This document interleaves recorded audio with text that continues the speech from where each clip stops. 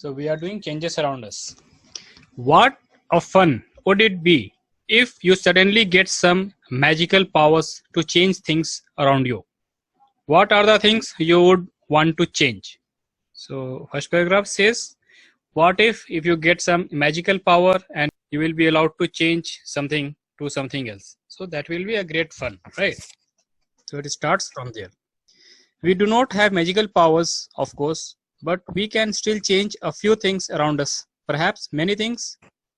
Can you list a few things you can change around you with no magic involved? Yes, we can burn a candle and it will melt. Many changes are taking place around us on their own. In the fields, the crops change from time to time.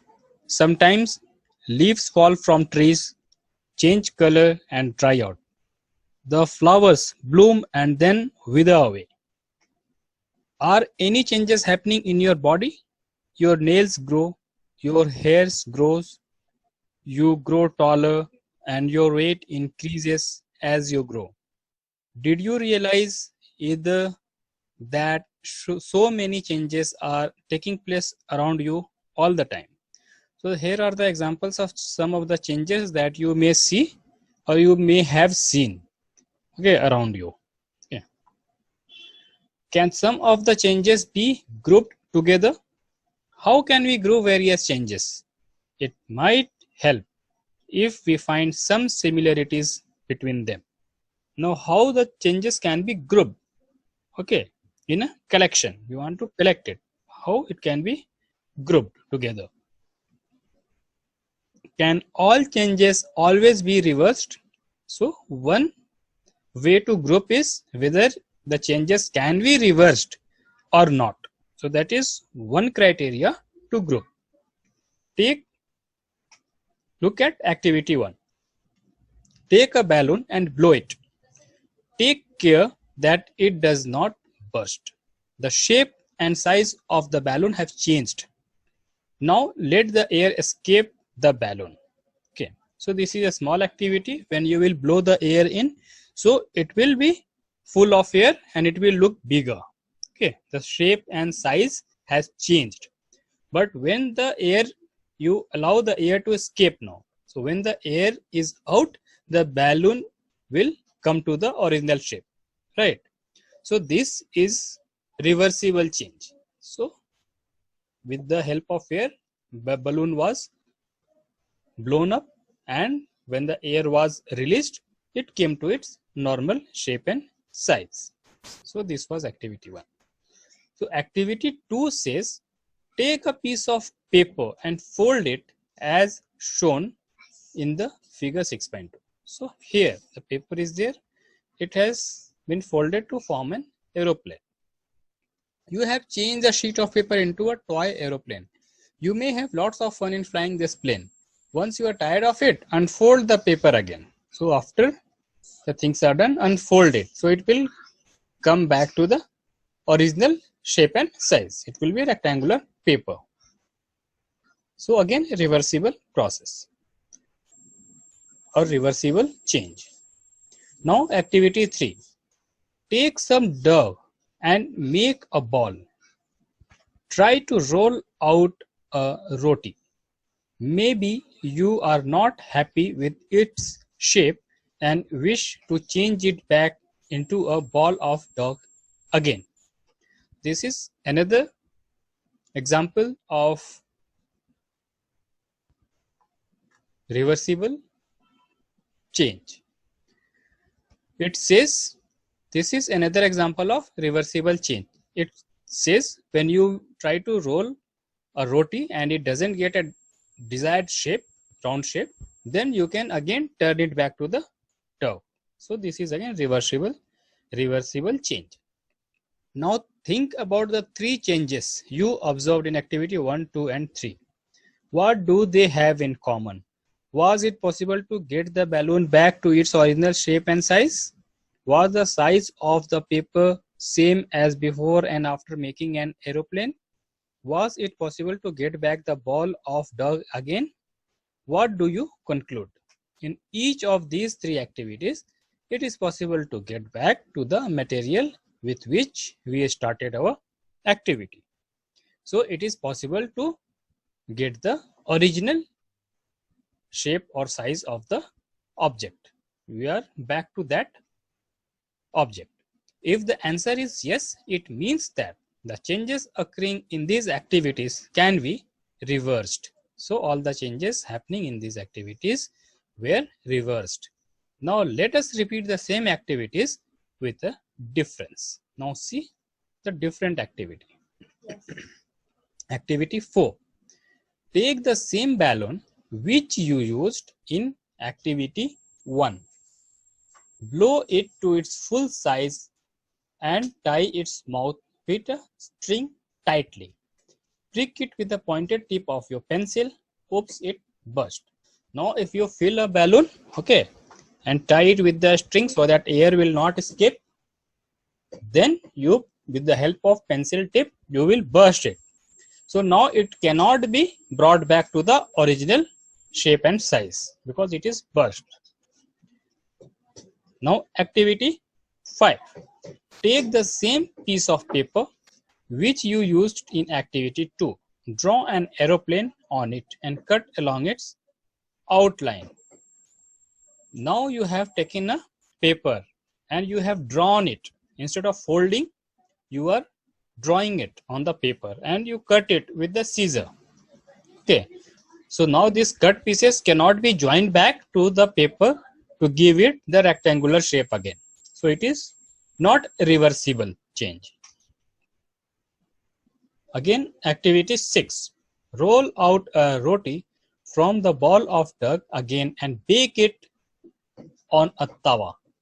So when you bake the roti on the tawa, then there is a change because of which the soft dough has become a chapati or roti now, and it cannot be turned back to the dough again. So this is irreversible change. Suppose you are asked the same 3 questions which you answered after activity 3. What would your answer be now? So these are irreversible changes. We see that the changes which have occurred in the activity 4, 5 and 6 cannot be reversed. You use a pencil and an eraser with repeated use. Their shape and size change. Can we reverse these changes? Again, the answer is no. You must have seen a potter walking on his wheel. He shapes a lump of clay into a pot. Can this change be reversed? He then bakes a pot in an oven. Now, can this change be reversed? Yes.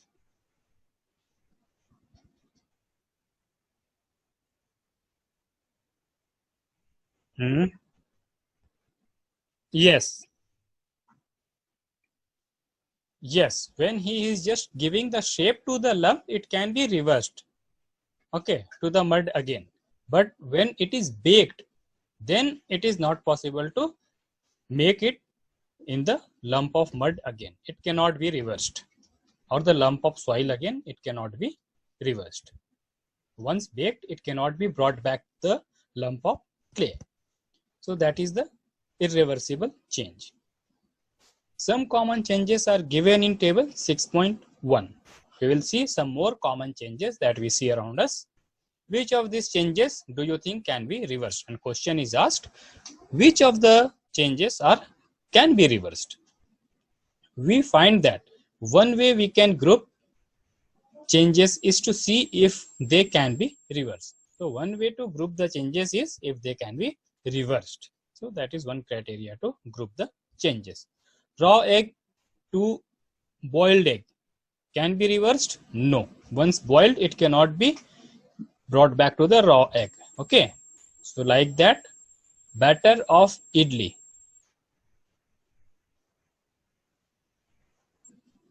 Batter of idli. So after baking, it cannot be reversed back to the batter. Okay. So this is what this small example is given to see if the process can be reversed or not, or the changes can be reversed or not. Wet clothes to dry clothes. Yes, this is reversible. Okay. This is reversible. So some more examples are there. You have to go through it one by one. So next topic, could there be other ways to bring a change? So what could be other way to bring a change? Now see here. We all have seen the tools which are used to dig the soil. Have you ever seen how the iron blade in these tools is fixed to the wooden handle? So we use some tool like to dig a soil. There is a stick like things which we hold to dig the soil. So these are wooden, but the tool at the tip itself, which is the proper tool, is made of iron. So iron blade is there fixed with wooden handle. So how it is possible? The iron blade of these tools has a ring in which the wooden handle is fixed. So actually there is a ring in which this wooden handle is fixed. It is shown in the figure below. Normally the ring is slightly smaller in size than the wooden handle. The ring is slightly smaller in size than the wooden handle. To fix the handle, the ring is heated and it becomes slightly larger in size, expands. Okay. So this says that upon heating, some substance like metals expands. Okay. So metals expands or iron expands on heating. So upon heating, this expands. Then the stick will be pulled in and then it will be allowed to cool down and it will be fixed there. So this is the way to fix the handle. Now this handle easily fits into the ring. When the ring cools down, it contracts and fits tightly onto the handle. So it is heated to expand the ring and handle is pulled in and then it is allowed to cool down and it is tightly fitted to the handle or to the ring. Handle is tightly fitted to the ring. So tools are often heated before fixing wooden handles. Such a change is also used for fixing the metal rim on a wooden wheel of a cart. Okay, so wooden wheel is there, but the outside of it, like tanga is a good example of it. The wooden wheel will be there, but outside they will want to have iron so that it doesn't get destroyed by the stones. So iron ring will be placed on top of the wooden wheels to protect the wheel. So this is again the example where it is heated and fitted in the wheel and allowed to cool down so that it can fit properly. Again, the metal rim is made slightly smaller than the wooden wheel. On heating, the rim expands and fits onto the wheel. Cold water is then poured over the rim, which contracts and fits tightly onto the wheel, like this. To protect the wheel, metal rim, it is called rim, R-I-M. So rims are placed on the wheel. So it is heated, so it expands, then the wooden wheel will be allowed to sit inside the rim, and then it is allowed to cool down. So when we heat water in a pan, it begins to boil after some time. If we continue to heat further, the quantity of water in the pan begins to decrease. So this shows that water is now less. After boiling for some time, the water will decrease in the pan because it is evaporated. Water vapor has escaped. Okay. So it says that the water changes into its vapor. In activity 7, chapter 5, you have observed that water vapor gets changed into liquid water when it is cooled. We all have noticed melting of ice. Ice melts when it is heated. We all know. Even at room temperature, if ice is left, then it will melt into water. What does it change into? Is it possible to change this water back into ice? Yes. When we will freeze it, it can be formed into ice again. So let us observe some more changes. One question here. Bhujo has often noticed that road construction workers heat a black material, tar, for repairing a road. He wants to know whether the change caused in tar by heating can be reversed. So Paheli is saying, Paheli want to know if you have ever seen a blacksmith making some tools. How does a blacksmith change a piece of iron into different tools? A piece of iron is heated till it becomes red hot. It then becomes soft and is beaten into a desired shape. What changes has taken place in iron on being heated? So here some examples are there for the physical change or reversible change. When tar is heated, then it is put on the rod and it is flattened. And when it will be heated back, it can again take the shape of tar. If we remove all the impurities, that is a condition. Again, here also blacksmith heat the iron and give it the desired shape. So when it will be heated back, then it can again be turned into another piece of iron. Okay, so these are the some of the work and questions that is shown here. Now activity 7. Take a small candle and measure its length with a scale. Now fix it at a suitable place and light it. Let it burn for some time. Now blow out the candle and measure its length again. So if you burn a candle for some time, it will melt. So after some time, you will measure the length after turning it off. Okay. Then after turning it off, you will measure the length again. Then the length will be less. Can the change in the length of the candle be reversed? If we were to take some wax in a pan and heat it, can this change be reversed? It is asking. Burn some wax and reverse, try to form the candle again. It is asking for that. Repeat activity 7 with an increase with an incense stick. Okay, wait till it burns away completely. What are the changes that occur in the incense stick? The stick burns to produce some new materials. Okay, incense stick means the agarbattis. Okay, agarbatti. So that will smell when you will burn, and it will be ash will be left out. These are ash and some gases. We cannot see these gases but can sense them due to the pleasant smell. Can this change be reversed? No, these are irreversible. This cannot be reversed. And what about the change which occurred in the matchstick you used for lighting the candle or incense stick? Also, there was change in the matchstick which was lighted to light these candles or incense stick. So far, we have discussed the changes occurring in a given object or its material. What about the changes that occur when two substances are mixed together? Changes can also be there when two objects are mixed together.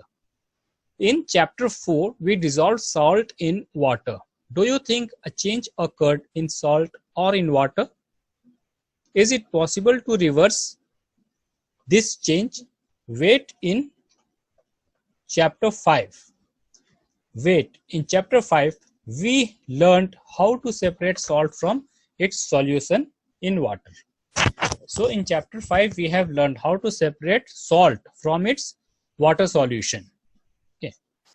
There we have seen the process of evaporation will remove the water and salt will be left behind. So it is trying to say that.